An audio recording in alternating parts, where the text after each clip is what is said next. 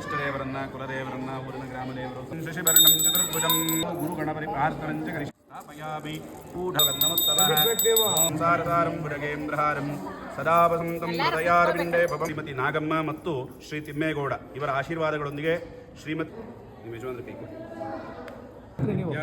ಪ್ರಭೋ ಮಯಾರು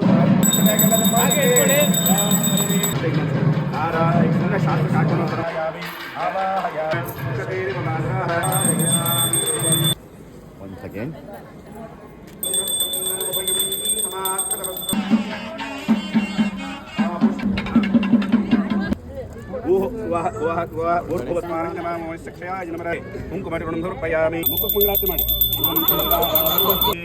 ನೋಡಿ, ನಮ್ಮ ವಿನಯ್ ಅವರು ಹೇಳ್ತಾ ಇದ್ದಾರೆ, ನೀವು ಇಷ್ಟೆಲ್ಲ ಉಪಚಾರ ಮಾಡೋದು, ಬಾಳೆಹಣ್ಣು ತಿನ್ಸೋದು, ಬಾಯಿ ಒರೆಸೋದು, ಆಯ್ತಾ ಛತ್ರಿ ಹಿಡಿಯೋದು, ಇದನ್ನೆಲ್ಲ ನೋಡಿದ್ರೆ ನನಗೆ ಸೂರ್ಯನ ಬಲಿ ಕೊಡೋ ಕರ್ಕೊಂಡು ಹೋಗುವಂತ ಪ್ರೋಗ್ರಾಮ್ ಅನಿಸ್ತಾ ಇದೆ.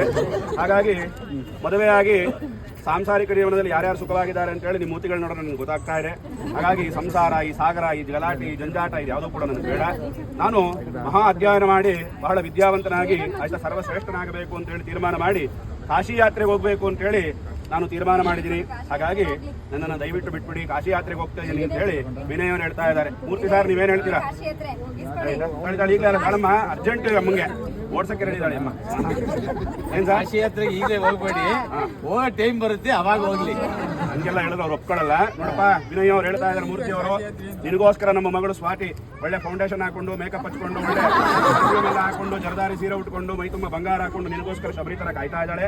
ಅವಳನ್ನು ಕೊಟ್ಟು ಅದ್ದೂರಿಯಾಗಿ ವಿವಾಹ ಶಾಸ್ತ್ರವನ್ನು ನಡೆಸ್ಕೊಡ್ತೀನಿ. ಜೀವನದ ಸುಖ ಭೋಗ ಭಾಗ್ಯಗಳನ್ನೆಲ್ಲ ಅನುಭವಿಸಿ ಈ ತಲೆ ಕೂದಲು ಬೆಳ್ಳಗಾದ್ಮೇಲೆ ಅವಳನ್ನು ಕರ್ಕೊಂಡು ಕಾಶಿ ಬೇಕಾದ್ರೂ ಹೋಗು, ರಾಮೇಶ್ವರಕ್ಕೆ ಬೇಕಾದ್ರೂ ಹೋಗು ಅಂತಾರೆ. ಏನು ಫೈನಲ್ ಜಡ್ಜ್ಮೆಂಟು? ಕಾಶಿಗೆ ಹೋಗ್ತಿರೋ ಮದುವೆ ಆಗ್ತಿರೋ? ಏನಾರು ಒಂಚೂರು ಕೊಟ್ರೆ ಮನ್ಸು ಮಾಡ್ತಾರಂತೆ. ಹೋಗಲ್ಲ ಕಾಶಿಗೆ. ನೋಡಿ, ಫಸ್ಟ್ ವಾಚು ಸಮಯಕ್ಕೆ ಸರಿಯಾಗಿ ಮನೆಗೆ ಬರಬೇಕು ಅಂತ ಹೇಳಿ ರ್ಯಾಡೋ ವಾಚ್ ಕೊಡ್ತಾ ಇದ್ದಾರೆ. ನಾರಾಯಣಾಯ ಸ್ವಾಹ, ಮಾಧವಾಯ ತೋರಿಸಿದ ಮಗು ಅಂತ ಗೊತ್ತಾಗಬೇಕು. ಸರ್ವ ಪಾಪ ಕಂಡೆ ಹವಳ ಕಂಡೆ ಮುತ್ತಿನಂತ ಮಲಗುವ ಹಣ್ಣೆ. ಕನ್ನಡ ಸ್ಪಷ್ಟವಾಗಿರುತ್ತೆ. ಮಲಗುವ ಹಣ್ಣೆ ಅಲ್ಲ, ಮಲಗುವ ಹಣ್ಣೆ ಅಲ್ಲ, ಮಲಗೋವ ಹಣ್ಣೆ. ಕನ್ನಡ ಸ್ಪಷ್ಟ ಇರಬೇಕು. ಕನ್ನಡದವ್ರು ನಾವು. ಮಲಗೋವ ಹಣ್ಣೆ. ಅರುಂಧತಿ ನಕ್ಷತ್ರ ನೀವು ಕಂಡ್ರ?